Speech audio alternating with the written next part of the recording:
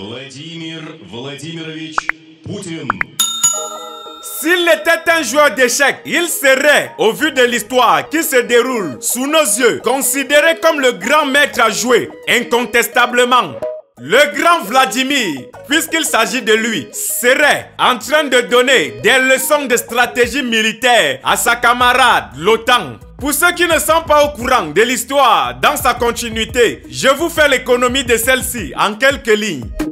Il se trouve qu'un pays appelé Finlande, qui partage près de 1400 km de frontières avec la Russie, appartient à l'OTAN. Et sa sœur, l'Ukraine, a décidé d'aller aussi se rallier à cette rassembleuse. Mécontent, le grand Vlad a décidé de lui faire subir une scène de ménage, vu qu'ils sont intimement liés par l'histoire.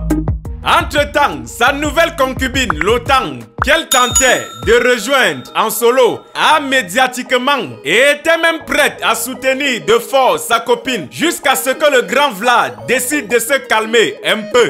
Lorsqu'on pense que l'affaire est un peu calme, on voit subitement un homme qu'on appelle Prigo, qui est celui par qui le grand Vlad passait pour secouer sa copine l'Ukraine, se retourner contre son boss en disant qu'il va en finir une fois avec lui. Mais qu'est-ce qui n'a pas marché? Vous allez vous poser la question comme Mr. Léo. C'est aussi ce que nous, les habitants du sud du Sahara, pays non éligibles à la monétisation Facebook, nous nous sommes demandé. Visiblement, ce n'était pas le cas de l'OTAN et de ses alliés qui ont déifié leur bourreau en quelques heures. En français facile, parce que Prigo, qui mettait mal à l'aise hier et qu'il considérait comme Lucifer en personne, s'est retourné contre son grand patron. Ils ont commencé à le considérer comme leur messie. Malheureusement, cela n'a duré que quelques heures parce qu'un arbitre a décidé de calmer le jeu.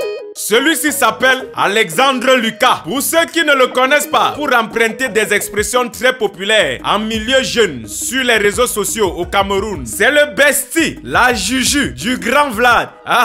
Vous comprenez que ceux qui ont pensé que la rébellion de Prigo était semblable aux citations de Rigaud avaient probablement raison. Aujourd'hui, en juillet 2023, on se lève un matin et on constate que pendant qu'on déblatait sur le conflit entre les deux corps, une zone stratégique chez Alezan qui était un peu abandonnée et qui est très frontalière à l'Ukraine a été réhabilitée et va probablement ou alors accueille même déjà Prigo, le partenaire controversé du grand Vlad.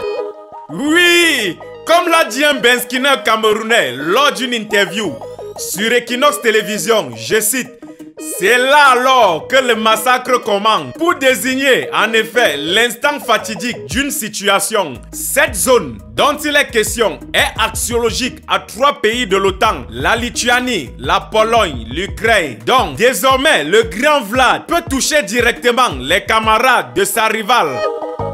Cette manœuvre qui consiste de quitter le carré de simples soldats au grade de roi dans le jeu des échecs, les stratèges ont compris qu'il s'agit là d'un coup de main de la part du grand Vlad. Les conflits entre Vlad et l'Ukraine vont-ils reprendre? L'avenir nous en dira davantage. Nous sommes ensemble pour la suite.